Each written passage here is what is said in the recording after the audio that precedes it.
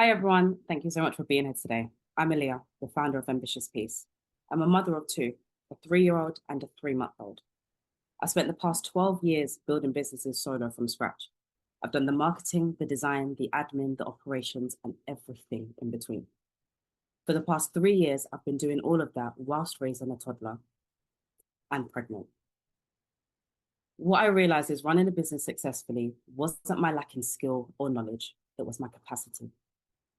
So we're building the UK's first AI workforce for solo founders, so they don't have to run entire companies alone anymore. We're starting with solo founder mothers because we feel the pain most acutely.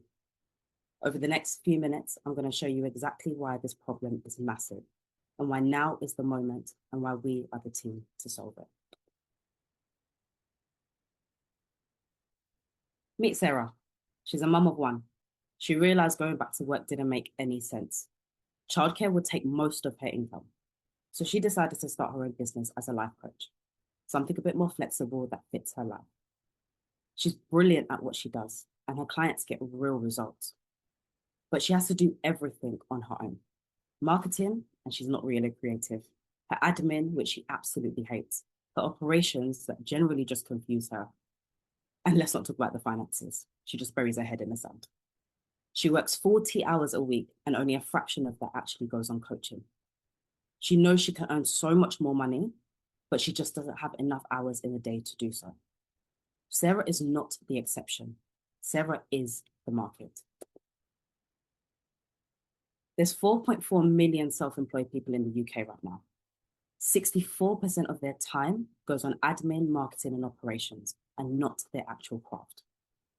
45% of those people report burnout, so you can imagine their mental health. This is not a motivation problem, it is a systemic problem. There is no system designed for any one person to run an entire company successfully. And as for parent founders, who often generally have 10, maybe 20 real working hours in a week, the pressure is even higher. Ambitious Peace gives solo founders a workforce they can actually afford. Not a chatbot, not another system they need to learn, a small AI workforce and of AI employees that each own their own real part of the business, starting with marketing and then operations and then finance. The three big things that make us different is first, we are built for one person doing everything. It understands real capacity and not ideal fluffy schedules. Secondly, it's designed around real life. Interruptions, childcare, energy levels. It adapts instead of overwhelms. And thirdly, it executes. You give it direction, it drafts, you approve, and it runs inside tools you already use. So instead of running a whole company by themselves, they finally have a team around them. There's over 100 million solo entrepreneurs globally, 4.4 million in the UK and nearly 30 million in the US. We are entering through the founder mum community, a highly underserved and highly connected community. If we win one of those founders genuinely, it spreads quickly through the trusted networks of the school gates. At the same time, AI that can actually take action and not just generate text is rapidly growing, projected to reach 57 billion by 2031. The market is large, the timing is right, and our wedge is focused. We start with one AI employee focused on email marketing.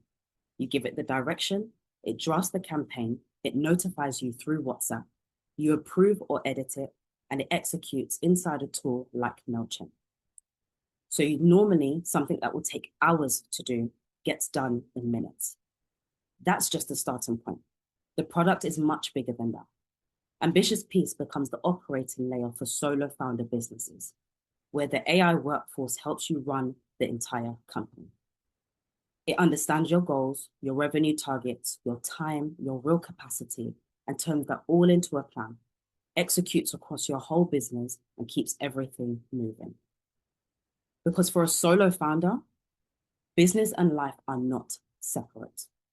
So instead of juggling all the tools, tasks, and everything in between, all in your head, you move from doing everything by yourself to focusing on what matters. There's three things that have aligned right now to make this moment the right time to build. First, technology. AI systems can now take actions inside real tools. This product could not have been built a couple of years ago reliably. Second is our user behavior and society. More and more parents, especially mothers, are rethinking traditional work. Childcare costs are rising, work is less and less flexible, and many are choosing self-employment as a way to stay present with their families instead of being out of the house and whilst still earning a living. But the systems around them have not adapted. So they're building businesses in environments that were never designed to support them. And that creates a real pressure, a real demand for something that actually works within their lives. And thirdly, the expectation. People don't want any more tools, they just want outcomes. They don't want to learn pretty systems, they just want something that works. These three things don't often align, but right now they do. We are not starting from scratch. Over the past 2 years, I personally have spoken to more than 200 solo founder mothers, understanding their problems and working out if I was by myself in this. We built an early product of nearly 100 testers. We spoke to every single one after they used it. 19 of those mothers paid for it instantly. But what we learned was critical. The problem isn't just what should I do first? The problem is how do I get it all done first? How do I get it all done? When we shared the new direction, over 30 founders told us that they will pay anywhere between $300 and $500 per month if the product could actually do the work for them.